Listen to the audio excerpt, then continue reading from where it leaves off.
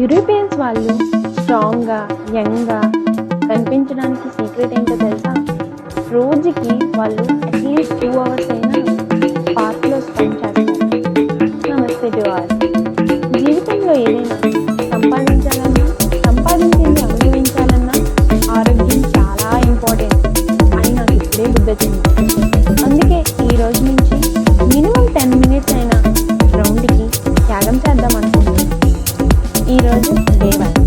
మామయ్యతో వెళ్ళాను గ్రౌండ్కి.